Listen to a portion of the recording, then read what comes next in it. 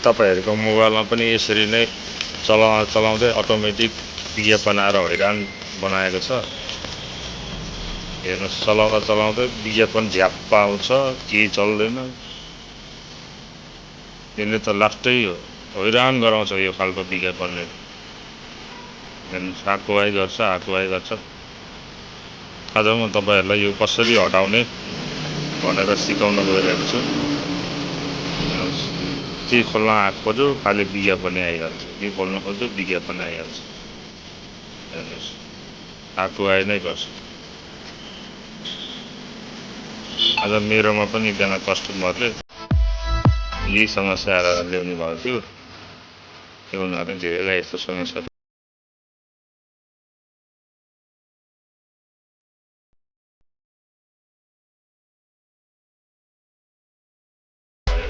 यो तरिकाले गर्नुस् विज्ञापन आउँदैन। पहिला हेर्नुस् कहाँबाट विज्ञापन आउँछ त्यो हेर्नुस्। यो आइडीले जेम हिरो भन्ने कुरा आएको छ हेर्नुस्। यस याद गरिराख्नुस् आइडीले जेम हिरो। यो सेटिङमा जानुहोस्। त्यसपछि एप्लिकेसनमा जानुहोस् है त। एप्स भन्ने कुनैमा एप्लिकेसन हुन्छ, कुनैमा एप्स हुन्छ। त्यहाँ गएपछि यहाँ सर्च भन्ने अप्सन आउँछ। सर्चमा त्यही सर्च गर्नुहोस् जुन आइडीले जेम हिरो भन्ने छ त्यो एप्लिकेसन त्यो तपाईको डाउनलोड भएको हुन्छ। त्यसले मोबाइल ह्याक गरिरहेछ।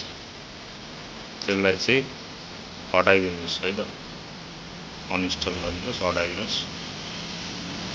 यही मात्रै नभएर अरु गेम पनि आएको हुनसक्छ। मोबाइल अरु नै यसमा चाहिँ यो आएको छ तर के आएको छ त्यो चाहिँ त्यहाँ देखाउँछ।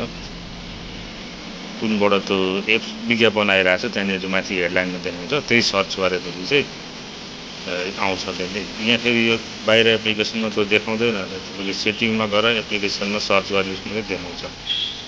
त्यसलाई चाहिँ अनइन्स्टल गरिदिनुहोस्। जे भए पनि त्यो गेमलाई अब यो आउँदैन है त।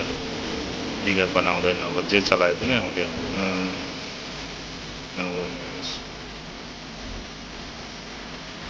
कुनै गेमहरु यस्तो हुन्छ कि त्यसले मोबाइललाई नै सिस्टमै ह्याक गरिदिन्छ। त्यो भएर चाहिँ आउने हुन्छ। अब यो आउँदैन है त। सधैँको लागि हटेर गयो। हुन्छ भिडियो मन परे